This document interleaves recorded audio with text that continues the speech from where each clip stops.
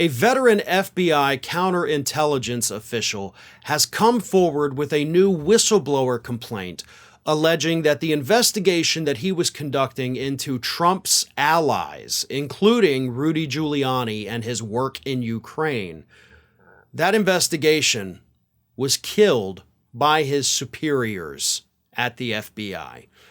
This whistleblower alleges that they specifically told him to stop the investigation, stop reaching out to your contacts, stop talking to the witnesses.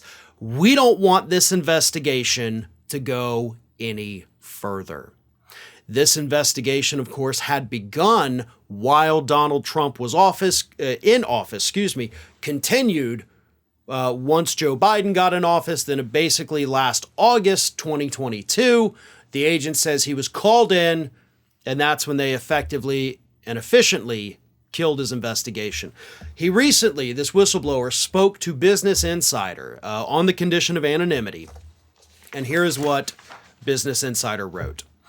The whistleblower told Insider that he was finally ordered to stop investigating Giuliani and the rest of the Trump White House in August of 2022, after months of what he said were persistent efforts to frustrate his work at a meeting with 3 FBI supervisors at a bureau field office.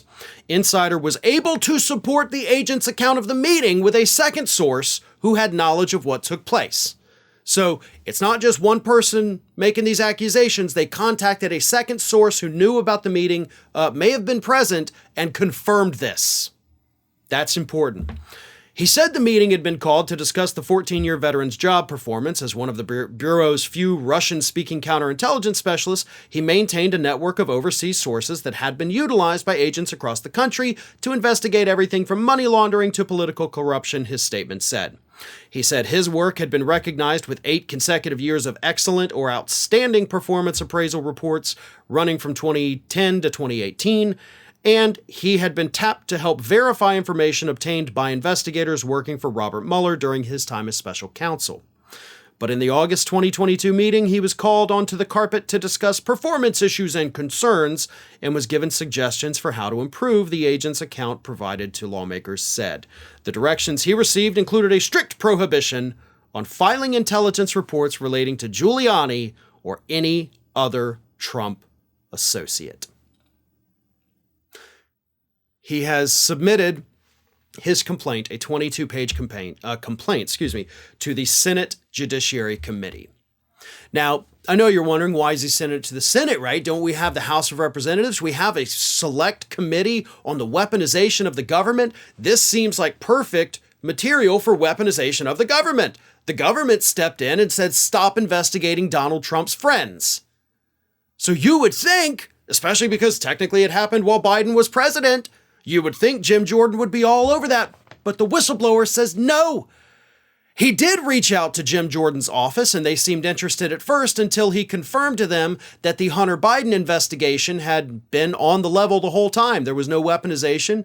Everything about that was totally fine, but I do have information about this other stuff that was stifled. And they said, no thanks. No thanks. We only care about Hunter Biden. So right off the top, that proves that this weaponization of the government subcommittee is total BS. Because this man came forward with real, actual evidence, a corroborating witness. He has everything that Republicans have been lacking with the Hunter Biden and Joe Biden investigations. And they looked at it and said, well, if you got nothing on Hunter Biden, why would we talk to you? That's stupid. So what did he have on Rudy Giuliani? He continues. In one case, the statement said, the agent developed information from confidential informants that Giuliani had done paid work for Pavel Fox, a Ukrainian oligarch and asset of the Russian intelligence services. That charge was previously reported by Rolling Stone. The whistleblower also said he looked into claims that Giuliani had fraudulently raised money from investors to produce a never-completed film about Joe Biden in the months before the 2020 election. The agent's reporting on Giuliani wasn't received well in the Bureau's New York field office, his statement said. In the midst of my reporting involving Giuliani, which had previously been identified by my supervisor as high impact, my management told me they received a call from a supervisor in New York field office who they did not identify, the statement says. This supervisor had taken issue with my reporting. And of course, the New York field office, FBI, obviously Rudy Giuliani, the former mayor of New York City, a former prosecutor in New York. So, he had worked with those guys for a long time. Whether or not any of them are still there, who knows? But there's definitely some loyalty to Giuliani there, which of course is why the field office likely said, you know what, we're not interested in this. This is the weaponization of the government. And guess what? This didn't come from President Biden. It didn't come from Merrick Garland.